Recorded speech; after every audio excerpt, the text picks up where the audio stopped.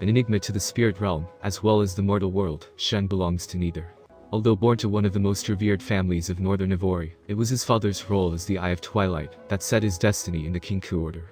As the son of Great Master Kusho, he was immersed in the Order's culture, and its core tenets were as familiar to him as the Ionian sunset. He knew the necessity of pruning the tree, the determination of coursing the sun, but above all, he learned the wisdom of watching the stars. He meditated and studied throughout his childhood, and was considered exemplary by all his teachers. His closest friend, the only one who could match him in practice bouts, was the young acolyte Zed. They grew up as brothers, often confiding in each other their personal hopes and dreams. Shen could turn to Zed for a fresh perspective on any matter, and the two became known as the Kinkou's most promising students. As their skills developed, Kusho brought them on dangerous missions, including a hunt for the golden demon plaguing the province of Xian. Their search took years, but Shen stayed committed even after uncovering countless gruesome murders. When they at last captured the demon, it was revealed to be Jin, a mere stagehand from a traveling theater.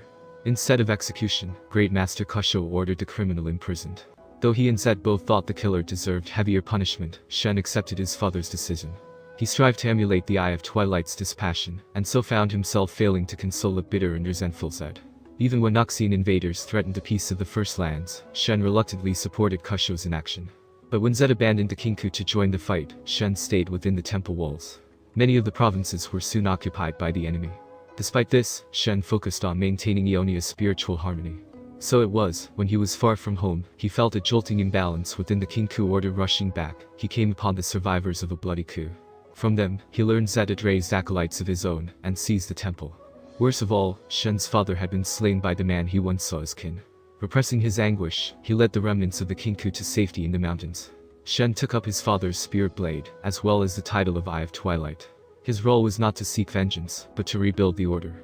Following the core tenets, he began to recruit and train others, hoping to restore his strength. One acolyte in particular showed boundless potential. Shen taught the girl, Akali Jomintethi, to master the arts of stealth and subterfuge. Her mother, Mayim, had stood alongside Kusho as the Fist of Shadow, and it seemed as though her daughter could follow the same path. Even so, Shen found himself forced to urge restraint whenever Akali would seek to strike back at their mortal foes. When Noxus finally withdrew, many Ionians celebrated the victorious resistance. Others, like Shen, endured the consequences of war. He persisted in his duty, while in private, he wrestled with his hatred for Zed, and doubt in his own ability to lead.